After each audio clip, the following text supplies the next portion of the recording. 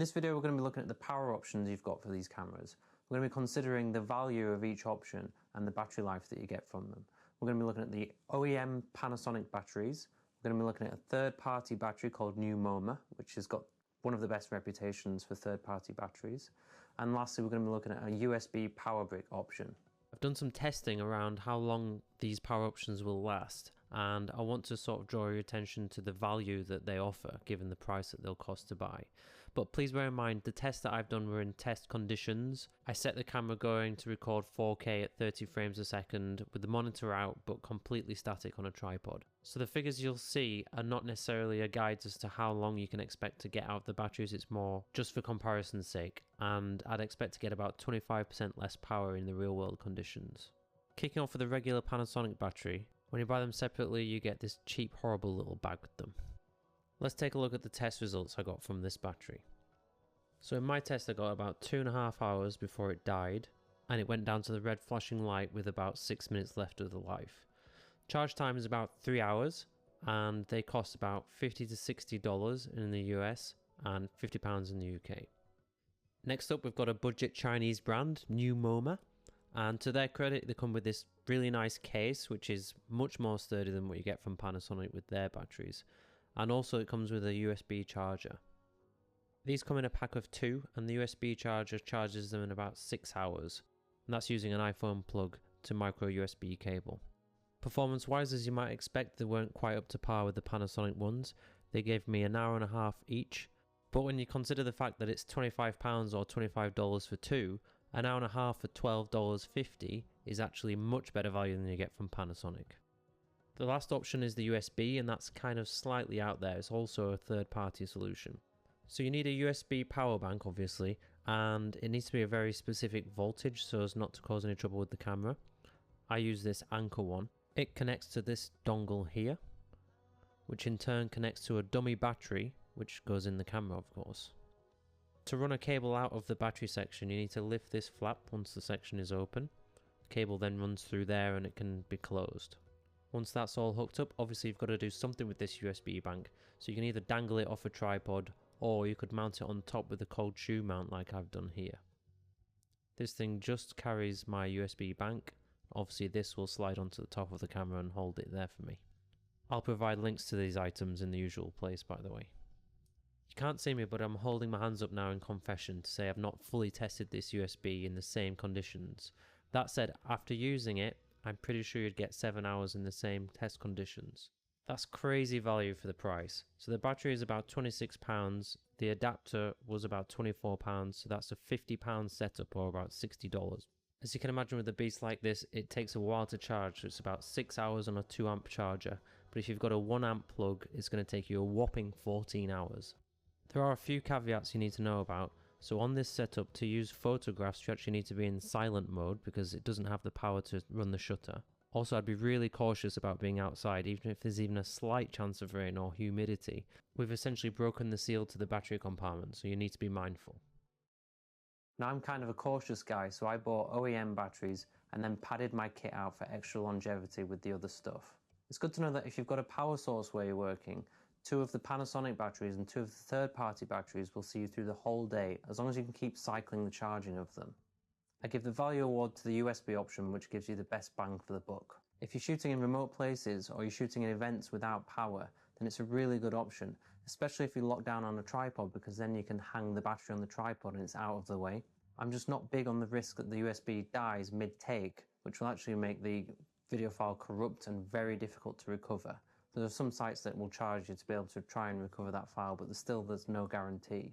So you've really got to keep an eye on the USB charge or keep hitting record so you get different clips. And that's when you're getting towards the end of the battery life, which obviously is going to take hours and hours. Also, it goes without saying it adds a bit of bulk, and you've got to run a cable out of the battery compartment.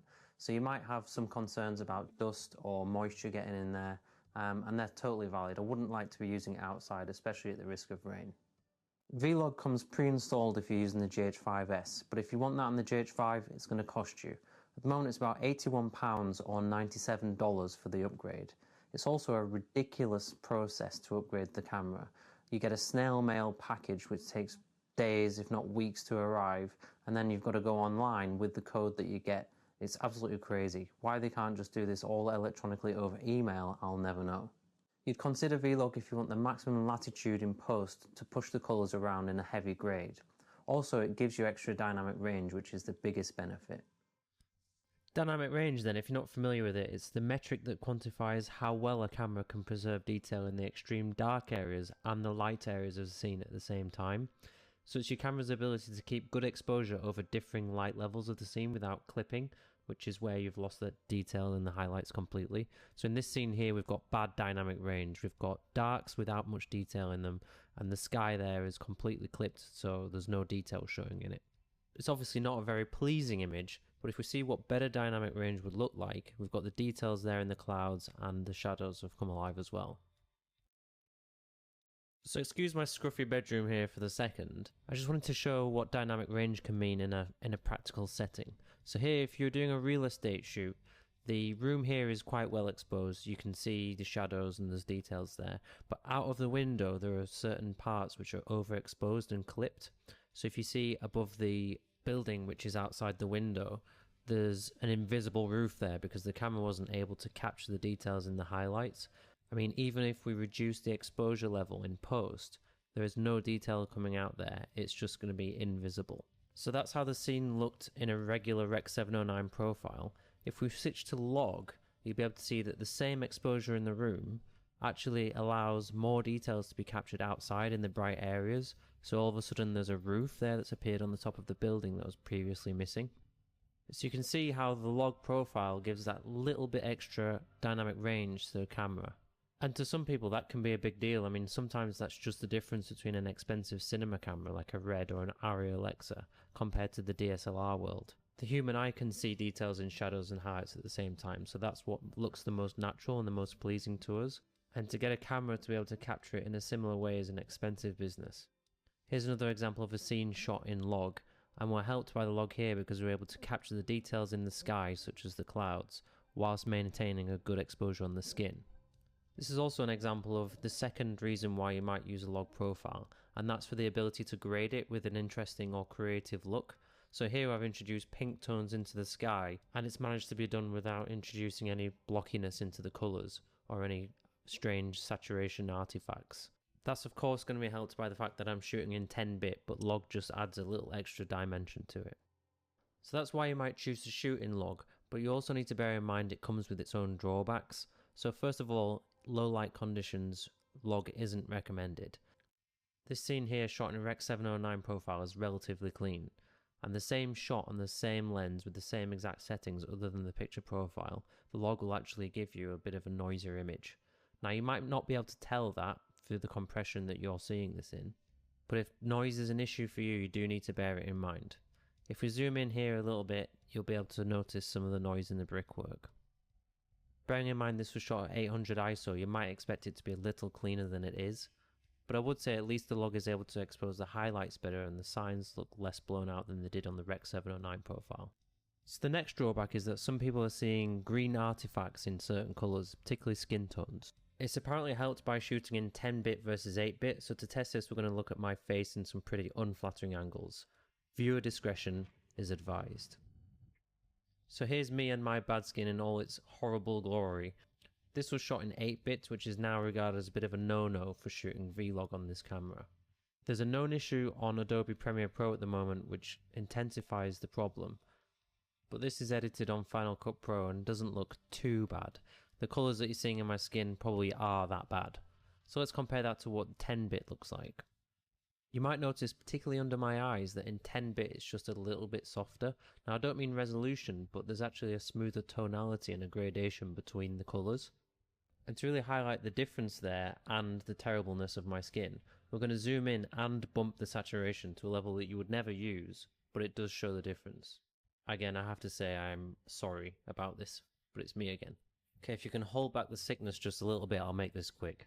You can tell from the way that the redness under my eyes blends into the rest of my skin that the 10-bit stuff on the right is looking better, and also that yellow streak going down the corner of my nose to my mouth is just slightly less hideous in 10-bit.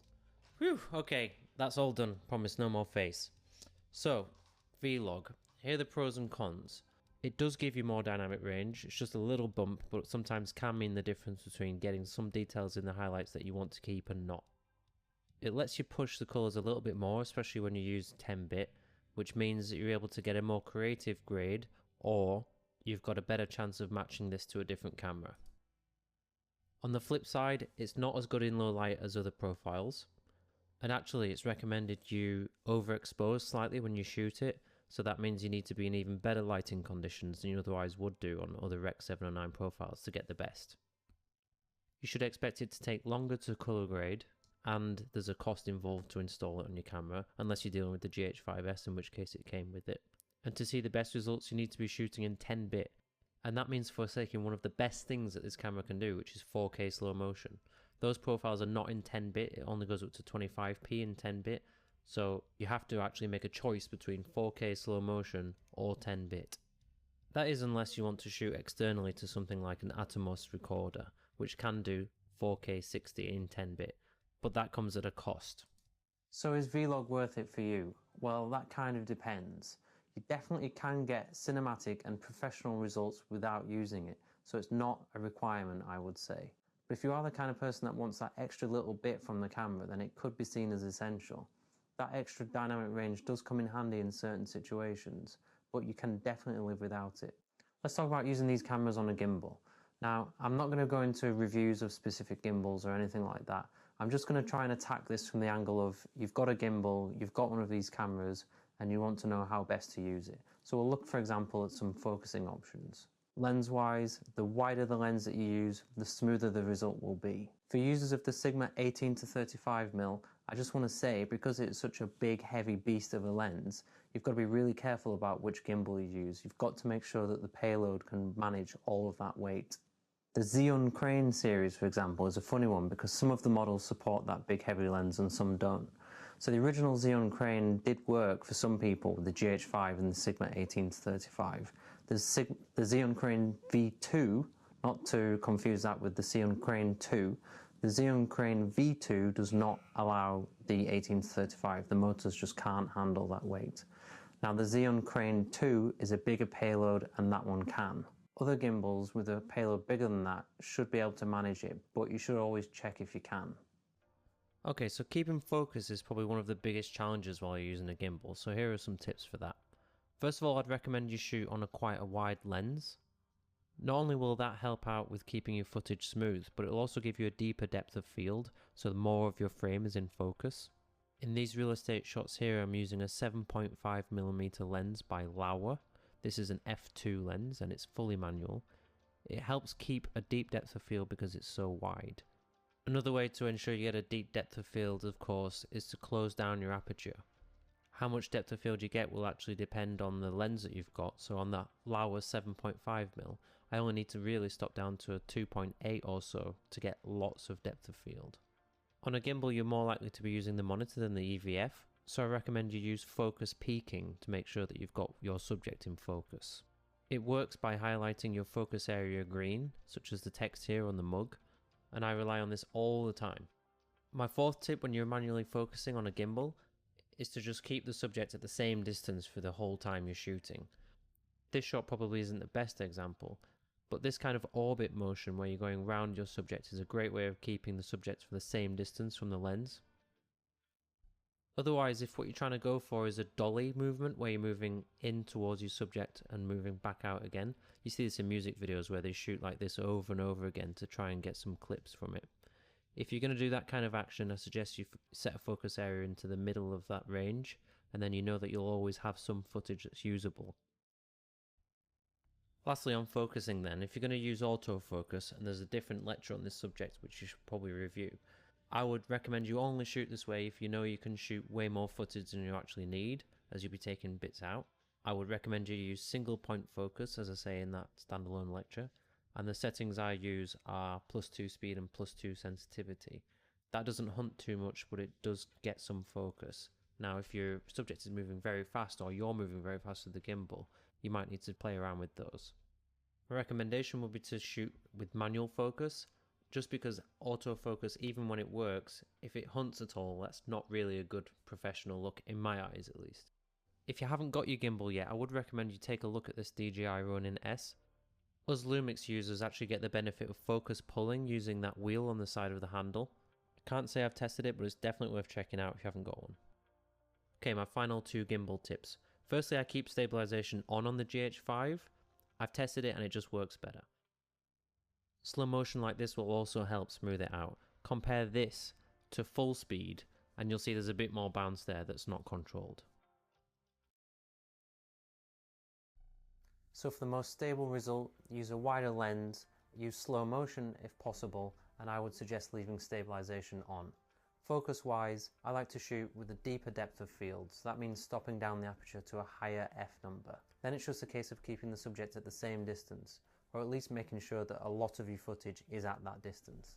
If you can't use a deep depth of field or you just don't want to, then autofocus is an option. I would use one area autofocus as mentioned in that video, and you just need to be aware that there'll be lots of footage that you can't use. And if, for example, you can't use it because you're shooting in low lights, you need to be wide open on your lens, you need to bear in mind as well that autofocus might not work as well either in that low light situation. There's also a feature on the cameras called focus transition, and that allows you at the push of a button to pull focus between 2 predefined points. That could be really useful on a gimbal, and I'll deal with that in its own pulling focus video. With the really high bitrate of the GH5 and GH5S video files, the SD cards that you use need to be 2 things: fast and large. So when it comes to SD card speed, you'll see these numbers bandied around on the front of the card. Here on this Transcend one, for example, it says read 95, write 60 megabytes per second. And on the one next to that, it says 90 megabytes per second. Now those are max speeds, and you have to be very careful about deciding on your SD cards looking at those speeds, because that doesn't tell the full story. The minimum write speed of this card is indicated by the U and the 3 to indicate 30 megabytes per second. Let's take a step back and consider how fast your card needs to be for this camera. If you're already familiar with the codecs on the GH5 and GH5S, you'll know that it does up to 200 megabits per second in HD, and that's an all-I codec, and it does a 4K all-I codec in 400 megabits per second. And I'll come back to these later because these are really intensive codecs. In most cases, the biggest codec we'll be using is 4K 60 or 4K 50's 150 megabits per second. Now the SD cards are all quoted in megabytes per second, so to convert megabits per second to megabytes per second, we divide that by 8, and we land on a figure of 18.75 megabytes per second required in order to use the 4K 60 or 4K 50 modes. So with that in mind, if we look at the SD card's standard speeds, the left hand column there shows us the minimum write speed of that class of card. So you can see it goes from 10 megabytes per second in the middle, and then jumps to 30 megabytes per second. If our camera is kicking out 18.75 meg in a mode that we're going to be using on a regular basis, you know that a 10 megs per second card is not going to cut it. So you'll need 30 megabytes per second, and that should deal quite comfortably with the 4K 60 and 4K 50 modes. And then if you look further to the right, that's class U3. So these are the cards that I use, and I can recommend any of these because none of them have failed me. So this is a SanDisk one. It goes up to 90 megs per second, but it's U3, so it's fast enough. That's 128 gig one. This Transcend one is probably going to be cheaper, but I've still never had any issues with it. And the third type of card I can report back on is this Extreme Pro from SanDisk, which is even faster. Still U3 is a minimum, but it goes up to 95 megs per second, which is obviously fine. So all that was based on the fact that I'm assuming you're going to be using 4K 60 or 4K 50 as a maximum bitrate out of the camera. Some of you might be interested in the all-I modes that the camera can deliver, and those go up to 400 megabits per second. If you divide that by 8, you land on a figure of 50 megabytes per second as your writing speed. If you're looking to shoot in all-I mode, then you're going to need one of these V60 cards, which does at least 60 megabytes per second, and that should cover you. In terms of brands that make these cards, Angelbird has a very good reputation. I've heard some things about ProGrade, which means I'd want to research those before buying, and otherwise Panasonic make their own cards this fast as well. So the reason that all-I mode is so crazily data intensive is because it takes a still for every frame in the video that you're shooting.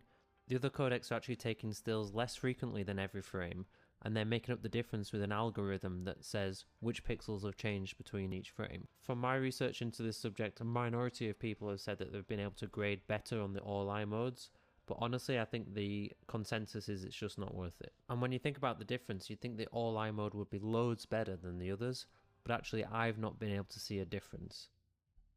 So that covers how fast the cards need to be, but what about how big? So on this chart here we've got some standard SD card sizes down the left, and across the top we've got some regular picture profiles and shooting modes. It starts on the left with the ones which take up the least memory, and it finishes on the right with the ones that take up the most. The figures are taken from the display of the camera, which shows the amount of time you've got left to shoot in the mode that you're currently working in. I'm not really going to walk through this except to say you're penalised for shooting in slow motion and 10-bit, which is an obvious statement. One thing I would mention is if you're running low on memory space, you can still shoot at 4K and it's just as efficient as shooting at HD. Both of the 24, 25p 8-bit modes shoot the same amount of footage on the same card. I'll provide this in the materials because it's handy just to be able to gauge how much footage you'll be able to shoot with the memory cards that you own already. Once you're set for SD cards, I would try and work out whether you can fit your whole shoot on half of your cards. That way you can use the feature in the GH5 and GH5S to record to 2 cards simultaneously and make sure you've got a backup of those files. Otherwise, unless you intend to download off the cards while you're shooting, you just need to make sure you've got enough storage for the job that you're going to do.